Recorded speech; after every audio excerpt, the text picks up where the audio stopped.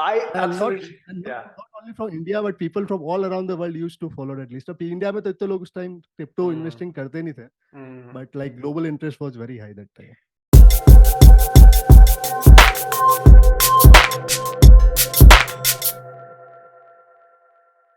I think we can just get right into it because there is excitement. I'm so much excited about this. So Hitesh, thank you so much for coming on Crypto Conversation. It's been a while. मैं early memories में बताना चाहता हूँ आपकी. So Right. 2017 में जब मैं content create कर रहा था, right? And there were only few like CoinDesk था, I guess, and Cointelegraph था. But India में Yeah, it was yeah, only it's blockchain.com. So yeah, बहुत yeah. सारी information जो मैं gather करता था was from itsblockchain.com. So guys, for everyone जो देख रहे हैं, मैं आपको बता दूं हमारे साथ है Hitesh Malviya, one of the early Bitcoin evangelist and investor and blogger. And I'm so happy to have you. हम लोग बहुत कुछ जानने वाले हैं इनसे आज, इनकी जर्नी कैसी रही है, स्पेस को ये कैसे देख रहे हैं, इनका क्या प्लान है. So I want to welcome everyone. Hitesh, thank you so much for doing this. Let's start with a small intro जैसे मैं हमेशा यूजुअली करता हूँ. Yeah, तो yeah. जैसे So मैंने thanks कहा, for thanks to invite me, Shiv. First of all, it's my pleasure to be on your podcast show. It's my pleasure, and it's my pleasure that you have been reading my blog. I started that blog because I actually didn't find any resources when I was learning myself back in those days, and there was no resources available to actually learn about blockchain technology, especially in India. So that was the motive behind starting this particular publication website back in those days for me. And whatever I was learning that time, I was simply sharing initially. So if you look at the initial blog, you will find I was only writing about blockchain technology. correct. So like after 6 to 7 months in 2017, when we saw that there was a rise for cryptocurrency, there was a sudden interest for cryptocurrency readers and all. Then I thought I should start writing more about cryptocurrency because उस time क्या ना कि इतना views वगैरह भी मिलता नहीं था, right? Correct. Because there is no more interest on leadership side as well, right? I used to get like 100 page view per month, and you won't believe for like 9 months my maximum page views was somewhere around 300 page views per month. ये अपने आप ये मान के चलो जुलाई 2017 तक मेरे को 300 पेज व्यूज ही आते थे, right? And August was sort of a breakout moment for the website, and that time I recorded one of the first identify list for top 10 cryptocurrency you should buy.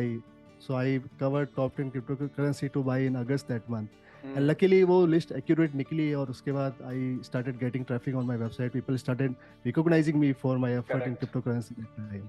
No. So उसके बाद my main forte was always being that writing that top 10 list. So I was the only guy, but I was the first guy. I can say that I can say with proud that I started that trend of top 10 list that time.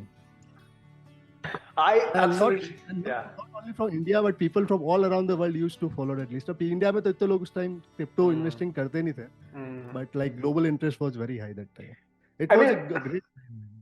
I mean, वो time पे you could literally count the number of people who are involved in crypto, right?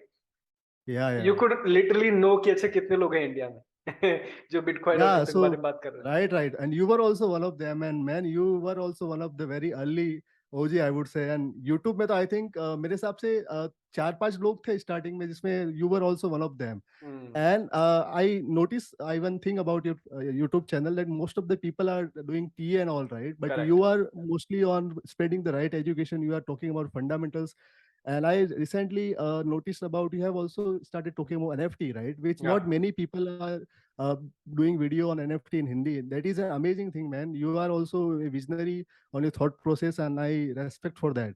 Because Thank you. maybe last year से NFT में काफी involved हुआ हो, right? I was fully into NFT since last year. Wow. And so that's amazing, man. That's amazing. Wow. So I mean, you said that ये काफी अच्छा है because इस podcast पे हम लोग NFTs के बारे में काफी बात करने वाले हैं. So that's amazing. But Hitesh, let's go back. Let's go back a little early because I really want to know कि आपका introduction कैसे हुआ Bitcoin में. So for everyone, let's go back like I think 6 years back or 7 years back. So what were you doing और कैसे आपको Bitcoin के बारे में मालूम पड़ा? And then what was your initial things that, of course, you're writing blogs and things like that. And then from then, how have you been watching this space? Matlab, Yeah. how active have you been after that? My first interaction with Bitcoin was way long back, like back in 2013, actually, because I passed out from my college in 2012. I'm a BTech graduate in IT, but I was not interested in academics. I used to bunk coding classes and all. So मुझे ऐसा था कि मैं क्या करूँगा. So I used to explore different verticals, because coding अगर आपको आती नहीं आईटी में तो आप कहाँ जॉब ले पाओगे, राइट? वो काफ़ी डिफिकल्ट था उस टाइम. इतना स्किल सेट एक्सप्लोर करने के लिए इतना था नहीं 2012 में. अभी तो आपको काफ़ी कुछ मिल जाएगा, कोर्सेज मिल जाते, काफ़ी चीज़ होती है. So then I started exploring different verticals in computer science, and I come across hacking that time. So 2010 में भी when I started my career, I started as a blogger. I started writing on hacking that time. उसके बाद I started doing workshops on hacking. And 2012 में when I was in college, I started my first startup, and that was a private limited company called SCF Information and Security Private Limited. And we were dealing into providing services to corporate for their web application security, and also we were also doing educational program for colleges and all on front of cyber security, ethical hacking and website security and all. So उस duration पे जो हमारा like जो community था, like अभी जैसे 2016-17 में crypto का जैसा कम्युनिटी इंडिया में था, राइट? लाइक 200-300 लोग ही काम करते थे. तो वैसे ही 2012 में हैकिंग के अंदर भी इंडिया में काफ़ी कम लोग हैकिंग करते थे. I also use to run a black hat hacking group that time. Group name was Hindustan cyber force. So उसका ऑब्जेक्टिव काफ़ी सिंपल था. हम पाकिस्तान की वेबसाइट हैक करते थे, पाकिस्तान वाले हमारी वेबसाइट हैक करते थे. तो उस टाइम हमारा वो हैकिंग का थ्रिल था. तो उस ड्यूरेशन पे इनिशियली जो बिटकॉइन के एडोप्टर्स हैं वो जनरली दीज गाइज है जो हैकिंग में इन्वॉल्व थे, या फिर जो ब्लैक हैट एक्टिविटी में इन्वॉल्व थे, या फिर डार्क वेब यूज़ करते थे, या फिर काफ़ी सुपीरियर लेवल के टेक गिग्स थे, राइट? सो हमारी कम्युनिटी में उस टाइम काफ़ी लोग ऑलरेडी बिटकॉइन को जानते थे, बिटकॉइन यूज़ करना स्टार्ट कर चुके थे, बिटकॉइन माइनिंग भी करते थे. तो मेरा एक दोस्त था Harpreet Singh. He was also a cyber security guy. He was also a hacker that time. So he was mining bitcoin back in 2013. तो वो मेरे पास एक बार आया, उसने बोला कि भाई ये बिटकॉइन वगैरह माइन करो, उसमें काफ़ी पैसा वगैरह है. 2013 में बिटकॉइन की प्राइस राइज होना स्टार्ट हो गई थी, लाइक $100 के ऊपर चली गई. तो थोड़ा सा इनिशियल उसको मोमेंटम मिला था, मीडिया रिलीज हो रही थी, लोगों को मालूम पड़ रहा था. तो तब मुझे पता चला कि यार बिटकॉइन वगैरह ऐसा होता है. तो मैं और मेरा को फाउंडर साथ में रहते थे. ये जलंधर की बात है, पंजाब में. सो मी and my cofounder used to live in the same flat, and हम साथ में बिल्ड कर रहे थे.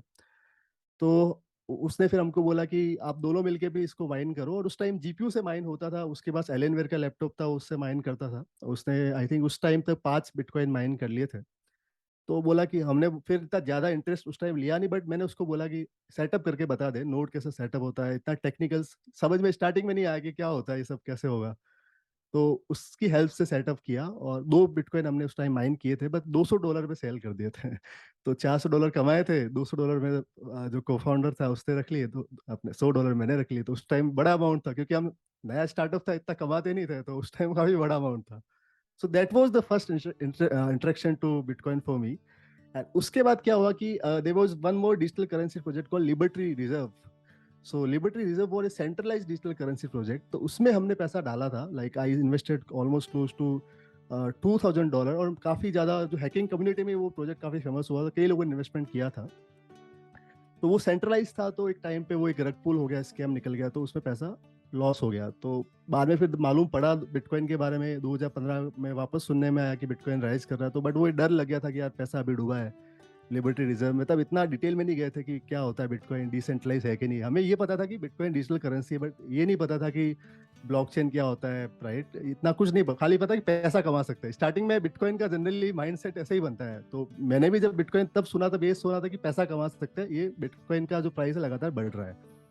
तो वहां से फिर काफी टाइम निकल गया. फिर 2016 एंड में जाते जाते 2016 में I was working on startup called digital Gorkha, and that was my previous startup before its blockchain. So that startup was dealing in entrance security. So it is similar to MyGate. Like MyGate is a application. So उसमें क्या होता है कि entrance में कोई भी आपका visitor आ रहा है, उसका एंट्री सब लॉग बुक में रिकॉर्ड होता है, और जिससे मिलने जा रहा है उसको मैसेज जाता है I think you might be aware about how MyGate works, right? It is installed on almost every premises in Mumbai these days. So that was my idea. So MyGate तो बाद में launch हुआ, but I started that concept. I started that concept of entrust security application to the world in India. So वहाँ से वो फिर start किया हमने. तो Digital Gorkha में I raised funds. I raised a seed fund of $160,000 that time back in 2015. But ये जो सीन था कि आपको सोसाइटी को ऑनबोर्ड करना है, तो उसमें society was not able to pay, they were not paying to use application and all. So we need to burn cash to acquire users, right? That is the growth strategy for most of the startup these days. और पहले तो ऐसा ज्यादा होता था. पहले like अभी तो फिर भी आपको पेड यूजर मिल जाते, पहले मिलते नहीं थे, right? So we use that fund to run our operation for a year. एक साल का ही पैसा था वो. एक साल में ऑपरेशन रन किया, प्रोडक्ट बिल्ड किया, कस्टमर एक्वायर किए. Society 100+ society we acquired that time in Mumbai, Pune and Bangalore, 3-4 cities. So लेकिन सारा सर्विस फ्री था. तो एक साल के बाद पैसा खत्म हो गया. फिर we were looking to raise more funds. So we were looking to raise series A round, like $1.5 million हमारा टारगेट था. बट दैट टाइम ये SaaS बेस्ड मॉडल पे था, software as a service application थी, और software as a service theme उस time इतना popular नहीं था. Like VC funding theme wise play out होती है, राइट? जैसे अभी Web3 का इंटरेस्ट ज्यादा है, उस टाइम पे हेल्थ केयर का इंटरेस्ट ज्यादा था. 2015-16 में हेल्थ केयर में ज्यादा फंडिंग होती थी. आपके पास हेल्थ केयर का आइडिया तो आपको फंड मिल जाता था, बट SaaS बेस्ड एप्लीकेशन में इतना इंटरेस्ट नहीं था. बाद में आया, बट इसलिए हमको भी टाइम लगा. 6 महीने मतलब फंड खत्म हो गया था जो सीड फंड. उसके बाद 6 महीने हमने फिर भी सस्टेन किया. आई borrowed from funds from private lenders for some time, higher interest rate पे चलाने के लिए. सैलरी तो देनी पड़ती है. तो वो 6 महीने तक सस्टेन हुआ. फिर साथ में मैं काफी चेस कर रहा था इन्वेस्टर्स को. लाइक जो भी आपके शार्क टैंक में जो आपके इन्वेस्टर आए, सबसे पर्सनली मैं मिला हूँ. अनुपम मित्तल को मैंने पिच किया है. And Digital Gorkha was one of the startup selected in NASSCOM 10K program. So it was also selected as one of the top 30 early stage startup that time by Economic Times. So ये सब मैं करता था. तो but फिर भी fund raise हो नहीं पाया. At the same time I was engage for 4 years. So family से ये प्रेशर आ रहा था कि आपको शादी करनी है. और अप्रैल में मेरी शादी फाइनल हो गई थी 2017 में. और ये जो मैं बात बता रहा हूँ, ये आपकी सितंबर-अक्टूबर की बात है. सितंबर-अक्टूबर में मैं स्ट्रगल कर रहा था फंड रेज करने.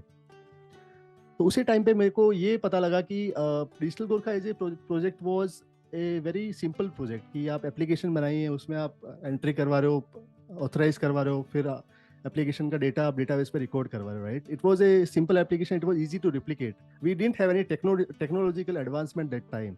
So I was looking for some sort of technology which can improve the authorization process, and at the same time it can also provide me a greater security, greater transparency to the system, right?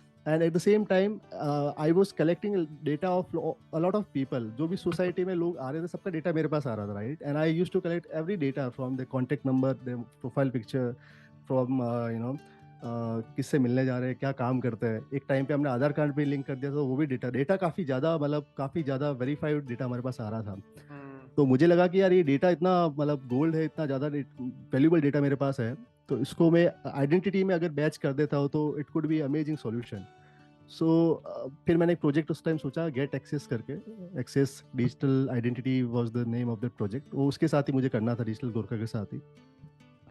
तो उसके लिए फिर मैंने research चालू किया कि digital identity कैसे बना सकते हैं, कि इतनी सिक्योर डिजिटल आइडेंटिटी कैसे बनाया जाएगी, और उसके लिए क्या टेक्नोलॉजी होती है. So then I come across blockchain technology. और when I started reading about blockchain, I was like hooked by this particular technology, and it was very exciting to me. And I come from security background, so blockchain का आप generally देखोगे तो जो भी cyber security के बंदे हैं वो ब्लॉकचेन में काफी जल्दी इन्वॉल्व हो जाते हैं, क्योंकि उनको काफी जल्दी रिलेटेबल हो जाता है कि यार ये सब साइबर सिक्योरिटी के फंडे ऑलरेडी उन्होंने पहले काम किए होता है. तो मैं भी जल्दी उससे रिलेट कर पाया और मैं इसमें इन्वॉल्व हो गया. सो वहाँ से ब्लॉकचेन के बारे में मैंने सीखना चालू किया. और मुझे ये पता था कि अपना ऐसा है कि 1-2 महीने के बाद शादी का सीन चल रहा है, और ज़्यादा सस्टेन नहीं कर पाएंगे. मुझे कॉल लेना था कि या तो यहाँ से निकलना ही पड़ेगा स्टार्टअप से, और या फिर फंड रेज करना पड़ेगा. तो फंड रेज करने के लिए मेरा काम चल रहा था, और बट हो नहीं पा रहा था. तो मुझे लगा कि एक बैकअप प्लान होना ज़रूरी है. तो देन आई स्टार्टेड कि यार अभी ये एक्सेस पे काम चालू करता हूँ, डिजिटल आइडेंटिटी पे, ब्लॉकचेन पे। एट द सेम टाइम एक ब्लॉग भी राइटिंग चालू करता हूँ कि ब्लॉग का ऐसा ही कभी भी बाद में बड़ा हो सकता है। ये मेरे को पता था कि ब्लॉग में टाइम तो लगेगा ही, बट ऐसा है कि ब्लॉग जनरली काफी अच्छा पैसिव सोर्स ऑफ इनकम हो जाता है अगर आप थोड़ा टाइम के बाद उसको सस्टेन कर पाओ। तो मैंने ब्लॉग चालू कर दिया, और ब्लॉग मैं वही सिंपली जो लर्न कर रहा था वही उसमें लिख रहा था। और उसके बाद फिर आई थिंक अक्टूबर में स्टार्ट किया था, अक्टूबर 2016 में स्टार्टेड blockchain.com। और 2016 में 3 वेबसाइट लॉन्च हुई थी। अक्टूबर में मैंने लॉन्च की थी, नवंबर में कॉइन सूत्रा लॉन्च हुई थी हर्ष अग्रवाल ने, एंड एएमबी क्रिप्टो भी उसी ड्यूरेशन में दिसंबर में हुई थी। सो लाइक 3 पब्लिकेशन उसी टाइम पे लॉन्च हुए 2016 एंड में जाके। So I was bit early, but ये लोग का थोड़ा बाद में किया था। But AMB Crypto is very successful. That guy is amazing. That I think his name is Himanshu Kumar. So उसने जो पुल ऑफ किया ना AMB Crypto का, तो देश से amazing success story coming out from India. And वो बंदा ज्यादा इतना लोग मतलब मीटअप वगैरह में लोग जानते, इतना लोग जानते नहीं उसको, हिमांशु कुमार को, but he is one of the true OG in India. Like ऐसे कई सारे इंडिया में लोग हैं जो ज्यादा इवेंट में नहीं जाते, राइट, ज्यादा लोग उनको बारे में बात नहीं करते, बट है ऐसे काफी लोग। सो उसके बाद फिर मैंने ये डिसाइड किया अभी ब्लॉकचेन में ही काम करना है। तो और ये फिर एक टाइम के बाद ऐसा हो गया कि अभी मेरा स्टार्टअप का थोड़ा सीन डाइसी हो गया, तो मैंने एक्विजिशन ऑफर के लिए ट्राई किया कि कोई एक्वायरी कर ले। तो लकीली मेरे को एक्विजिशन ऑफर मिल गया, and I sold my startup to one of the real estate company in Mumbai. And उसके बाद I started looking for job in blockchain space. So that time India में सबसे पहला R&D लैब सेटअप हुआ था blockchain का, एम्फेसिस ने किया था। Emphasis is one of the IT company, Bangalore में उन्होंने सेटअप किया था। नितिन नरकड़े सर करके है, उन्होंने वो पूरा इनिशिएटिव लिया था। They were heading that lab and all. Now I think he is running a startup called the Eli, and उन्होंने कोई पेटेंट वगैरह भी रिसेंटली कुछ शेयर किया, आज मैंने चेक किया था लिंक्डइन पे। So he won some patent in blockchain space. So I think it is one of the, I think India में किसी को इस टाइप का पेटेंट तो मैंने देखा नहीं, बट उनको पेटेंट मिला है। सो मैंने फिर अप्लाई करना चालू किया। Then I contacted him through LinkedIn, and फिर हमारी बात हुई। फिर उन्होंने बोला कि ठीक है चलो आप ज्वाइन कर लो। और उनके पास जो टीम थी उनको ट्रेन करना था, तो टीम जो थी वो फ्रेशर थे सारे लोग, और कुछ लोग थे अलग अलग प्रोफाइल से थे, कोई फ्रंट एंड से था, कोई बैक एंड से था।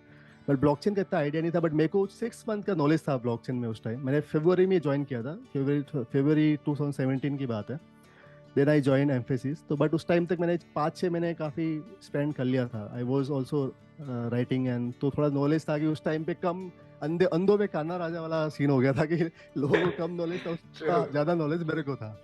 तो उनको लगा ठीक है सर आके आप पढ़ा सकते हो।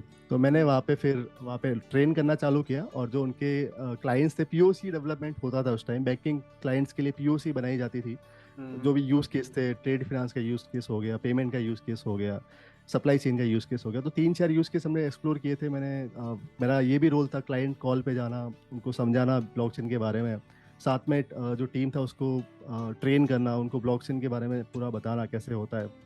और ज़्यादा फंडामेंटल साइड पे था, टेक्निकल साइड पे मैं इतना नहीं करता था, बट फंडामेंटल साइड पे मैं उनको ट्रेन करता था। तो that was my role there. And तो उसके बाद फिर अप्रैल में मेरी शादी हो गई। शादी हो गई तो खर्चे बढ़ गए, क्योंकि जॉब तो करने गए थे बट सैलरी इतनी मिलती नहीं थी। मतलब मेरी पहली जॉब थी, that was my first job. मुझे कभी जॉब करने का कभी ऐसा हुआ नहीं कि जॉब करे, और कभी सोचा भी नहीं था कि जॉब करनी पड़ेगी, बट लाइफ में ऐसा मोड है कि जॉब करना पड़ा। तो बेंगलोर में सैलरी इतनी नहीं थी, तो सोचा कि अभी क्या करें, कुछ तो एक्स्ट्रा करना पड़ेगा। तो उस टाइम पे मैंने सोचा कि यार ये बिटकॉइन वगैरह, ट्रेडिंग वगैरह ये भी एक्सप्लोर कर सकते हैं। तो बिटकॉइन तब मैंने बाई किया था 40,000 रुपये में जेपे में। आई थिंक वो बिटकॉइन मैंने पहले बाई कर दिया था, ये अक्टूबर की बात है। अक्टूबर में बिटकॉइन मैंने बाई कर लिया था, तो मेरे पास पड़ा था, बट वो ऐसे ही पड़ा था। मैंने अल्ट कॉइन्स एक्सप्लोर नहीं किए थे, बिटकॉइन लेके रखा था, बट इतना एक्सप्लोर नहीं किया था कि आप बिटकॉइन बढ़ा कैसे सकते हैं, बिटकॉइन कैसे स्टेक करके एक्यूमुलेट कर सकते हैं। तो मैं जब वो लगातार पढ़ रहा था, तो मुझे सब पता चल रहा था कि इस टाइप के अल्ट कॉइन्स वगैरह होते हैं। इथेरियम का मुझे मालूम पड़ा, और भी रिपल का पता चला कि इस टाइप से प्राइस राइज काफी ज्यादा हो रही है। इथेरियम उस टाइम $1 का था, 2017 की स्टार्टिंग की बात बोलो, स्टार्टिंग की मैं। तो फिर मैंने उसमें सोचा कि अपन भी ऐसा पैसा कमा सकते हैं, तो मैंने उसमें इन्वेस्टमेंट करना स्टार्ट किया।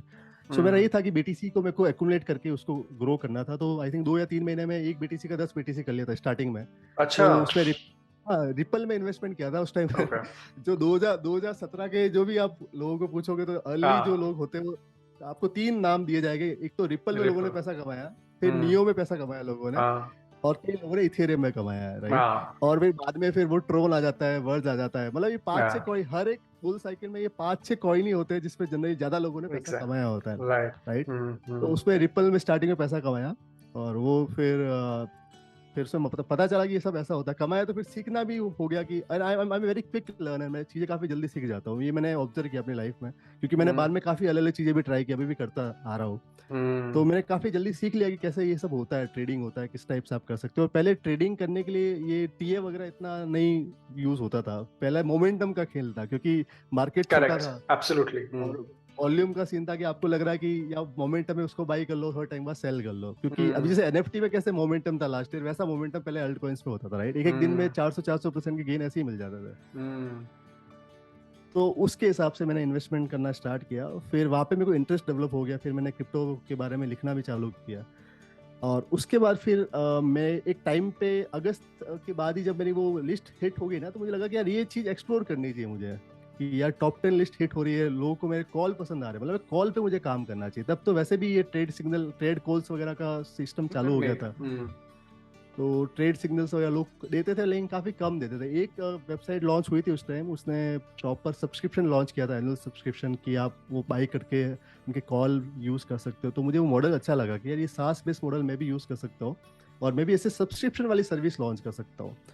तो उससे पहले मैंने एक फ्री चैनल चलाया था, उसमें कुछ रिजल्ट्स काफ़ी अच्छे दिए थे। एट द सेम टाइम जो मंथली लिस्ट काफ़ी अच्छी रिजल्ट्स देती है, एक्यूरेसी मैंने मेंटेन की थी 80-85%, तो वही लोगों का ट्रस्ट फैक्टर बन गया था। और जो भी ईमेल वगैरह मैं कलेक्ट करता था, तो मेरे पास डेटाबेस भी था। सो वो चला फिर 2017 के एंड तक। बुल मार्केट और भी बड़ा हो गया। फिर उसके बाद फिर मैंने वो भी प्राइवेट सेल वगैरह में भी इन्वेस्टमेंट करने चालू स्टार्ट कर लिया। लाइक नेक्सो में भी we got initial deal, Nexo definitely, a lot of deal we used to got that time through the private network of investors. So वही हुआ। उसके अलावा जो इट्स ब्लॉकचेन पे ट्रैफिक भी बिल्डअप होना स्टार्ट हो गया, राइट, बिकॉज मैं पैसा कमा रहा था, तो I started hiring resources and all. And Raghu Mohan he join me, so उसने भी काफ़ी जो ग्रोथ है हैक किया इस ब्लॉकचेन का, तो काफ़ी सही हो गया। तो यही रहा 2017 तक। तो सो या सो फिर 2017 वाला बुल मार्केट में हो रहा, फिर बेयर मार्केट में तो खैर सब उल्टा हुआ, बट 2017 का सीन ये है। Yeah, I know, बहुत इंटरेस्टिंग स्टोरी है, because you know it's like most people, right? Like 2013 में आपको बिटकॉइन के बारे में समझ सुनते हो, but you did not understand like क्या ब्लॉकचेन है, you did not get the gist of it, like as to why does it exist, right? But then जब मिला, so it blew your mind कि अरे बाप रे, ये तो कुछ बहुत बड़ा होने वाला है यहाँ पे। And then your Digital Gorkha, you said it was acquired by another firm, which was in Mumbai. And that subscription was for calls, basically what to buy and what to sell. Not only for calls. I created a proper dashboard and everything. उसमें fund manager भी आपको मिलता था, आपको investment advice भी मिलती थी, code भी मिलती थी। मतलब प्रॉपर मैंने उसको एडवाइजरी फर्म बनाया था, एडवाइजरी नेटवर्क वो क्रिएट किया था, राइट। सो कॉल्स तो आते ही थे उसमें, बट आपको पर्सनल गाइडेंस भी मिल रहा है, राइट। मैंने 10 फंड मैनेजर एलोकेट किए थे। वो आपको मतलब उसमें लाइक 500 लोग अगर थे एग्जाम्पल के लिए, तो हर एक 50 लोगों के बीच में एक फंड मैनेजर था। उनको कभी भी मैसेज कर सकते, 24/7 सपोर्ट था। Like support is where people pay them money. अगर सपोर्ट आप उनको दे रहे हो, कॉल्स में कोई मत, कॉल्स तो कई लोग देते हैं, राइट। उस टाइम भी लोग कई लोग देने चालू स्टार्ट हो गए थे, बट मैंने उसको काफी ज्यादा ऑर्गेनाइज कर लिया था, इसलिए लोग पे कर रहे थे। तो उसका नाम क्या था? Was it part of its blockchain or was there a dashboard? It was a part of its blockchain only. Its blockchain only. We added different subdomain in investment.itsblockchain.com. और यहाँ पे सबसे अच्छी बात आप बिलीव नहीं करोगे कि जब भी इसके सब्सक्रिप्शन ओपन होता था, वो काफी कम टाइम के लिए मैं ओपन करता था। 1 दिन के लिए, 2 दिन के लिए। और एक टाइम पे ऐसा हो गया था कि 3 घंटे के लिए ओपन किया था और वो सोल्ड आउट हो गया था। Like people used to wait to buy that subscription. और क्योंकि वो माहौल वाली बात है, इट्स ऑल अबाउट माहौल। हमने जब बना ही दिया है, क्योंकि देखो सीन ऐसा था कि जो मेरी लिस्ट जो मैं राइट करता था, उस पे काफी ज्यादा व्यूज आते थे उस time, like almost 500,000 views per month. और वहां से लोग कन्वर्ट हो जाते थे, क्योंकि उसके नीचे अपने डाल दे कि हम हमारा इस टाइप के पेड एनुअल सब्सक्रिप्शन भी, you can buy it out, right. उससे पहले तो फ्री चैनल पे आप कभी कभी शेयर कर दो कि इस टाइप से हम काम करते हैं, राइट। Right. सो वो सब ठीक टेक्निक्स होती है, तो वो Hmm. टेक्निक्स मैंने काफी जल्दी एक्सप्लोर कर दी। अभी तो काफी लोग करते हैं, अभी तो काफी ज्यादा एक्सपांड हो गया, बट Correct. पहले काफी कम करते थे। हाँ, so I guess वो जो पब्लिक थी was from across the world because आपका ब्लॉग भी इंग्लिश में था। इंडिया से कम थी, इंडिया से काफी कम थी, exactly. इंडिया से 10 लोग भी नहीं होंगे, like across the world, mostly from US and Europe. अभी भी उसमें से जो लाइक आई थिंक 500 से ज्यादा लोग थे मेरे ग्रुप में उस टाइम, तो उसमें अभी भी ऑलमोस्ट 100+ लोग हैं अभी मेरे टच में है, और अभी भी जैसे मेरे डाओ के भी मेंबर है वो लोग। सो उनका एक वो वो बिल्ड हो गया, ट्रस्ट बिल्ड हो गया, रिलेशनशिप बिल्ड हो गया साथ में, कि ये बंदा कि हम ट्रस्ट कर सकते हैं और इसके साथ हमको काम करना है। जनरली ऐसे crypto is all about trust, क्योंकि आप Absolutely, 100%. राइट, तो ट्रस्ट तो बंदे पे भी होना चाहिए जो और कॉर्पोरेशन को या जो कंपनी या स्टार्टअप को चला रहा है, तो ट्रस्ट लेवल होना जरूरी है। तो मेरा हमेशा से, I am being a very honest guy since start, Correct. मैं ट्रांसपेरेंसी हमेशा मेंटेन करके चलता हूँ जब भी कुछ ऐसा होता है, तो लोगों को वो पसंद आता है कि ये बंदा ट्रांसपेरेंट है, तो इसलिए लोग मतलब साथ में रहते हैं, वो सीन है। बट मैंने स्टार्टिंग में ये था, स्टार्टिंग से मैंने इंडिया पे फोकस नहीं किया था, तो I think that was one of the mistake I have done that time, क्योंकि मुझे उस टाइम लगता था इंडिया मार्केट नहीं है अभी, और उस टाइम नहीं था मार्केट, नहीं था। बाद में मार्केट काफी बड़ा हो गया। तो अभी जैसे मैं इंडिया के लिए वापस सोच रहा हूँ, अभी मैं इंडिया के लिए मैंने यूट्यूब पे कंटेंट क्रिएट चालू किया है, बट तब मेरे को लगता नहीं था कि इंडिया एक मार्केट बनेगा भी। वो मेरा मतलब उस टाइम पे मिस्टेक रहा, मैंने सोचने का तरीका, मुझे लगा कि यूएस यूरोपीज जो है वो बड़ा मार्केट है। Right, but I don't think that was a mistake. I think that was the right decision because कभी-कभी India was a market but not that, you know. तो कभी timing really matters a lot. कभी-कभी मैं ऐसे product बना रहा हूँ, this product is there for the market but not right now. That I think the timing for you, US, Europe was absolutely right.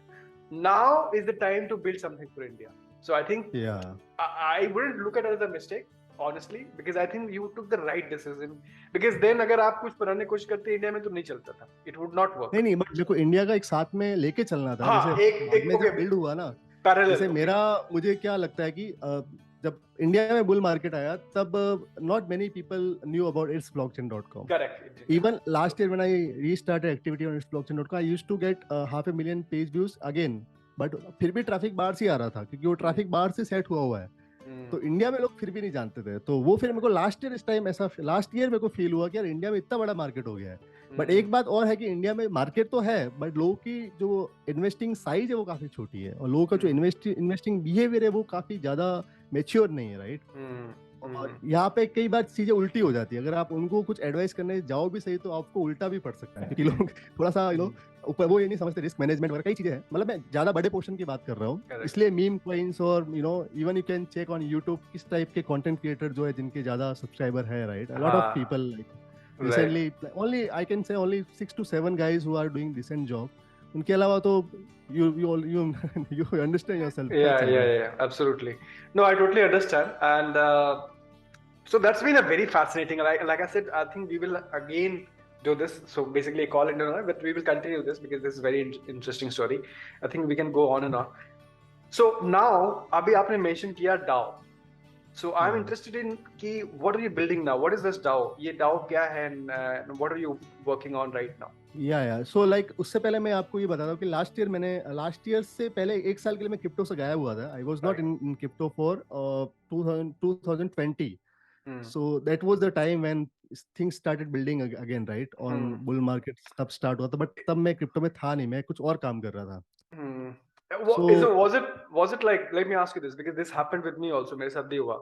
So basically, was it like you were burnt out of crypto or was it like? Yeah, I had a very bad experience. I'm very frank here. And